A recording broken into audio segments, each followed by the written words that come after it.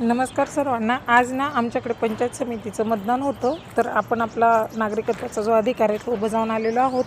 पण आज ना एक गोष्ट विशेष आवर्जून सांगायची आहे की काय होतं माहिती का, ज्या वेळेला मतदानाचा दिवस येतो ना, तर त्यावेळेला एक गोष्ट नेहमी लक्षात ठेवायची की आपल्याला खऱ्या अर्थी कुठला उमेदवार आपल्या सुखदुःखात असेल, अडीअडचणीच्या काळात असेल, तो आपल्या कामी आलेला आहे.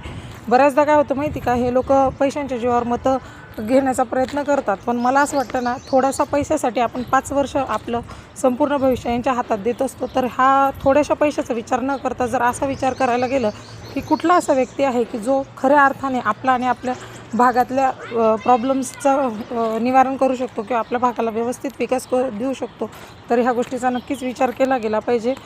तुम्हाला एक गोष्ट नक्कीच दाखवायला आवडेल. आम्ही बरेच दिवस झाला आमच्या इथे रोडाचं ना, ड्रेनेज लाईनचं आणि रस्त्याचं दोन्ही कामं राहिलेली होती. खूप दिवसापासून बऱ्याच लोकांना सांगत होतो, पण त्यावेळेला ते काम झालं नाही. पण ज्यावेळेला हे इलेक्शनच्या एका मताची पावर सांगते, ज्यावेळेला सगळ्या एरियातल्या लोकांनी ठरवलं की तुम्ही आम्हाला रस्ता बनवून द्या आणि तरच आम्ही मतदान करणार, नाही तर अन्यथा आम्ही मतदानच करणार नाही.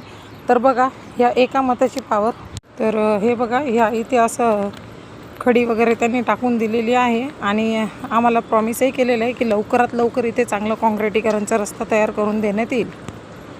उमेदवार निवडताना ना एका गोष्टीचं नेहमी भान ठेवायचं, ते म्हणजे की ना, उमेदवार असा असावा की त्याने स्वतःचा फायदा करावा, पण त्याचबरोबर सर्वसामान्य जनतेचाही करावा. असं नाही की तो फक्त स्वतःचेच खिशे भरत राहतो. कारण की आपल्याला एक गोष्ट नक्कीच आपल्या हातात असते, ती म्हणजे ना की एक मत जर हे करू शकतं, तर आपल्या सगळ्यांची मिळून जेव्हा मतं एकत्र होतात, तर आपण नक्कीच चांगला काहीतरी विकास घडवू शकतो.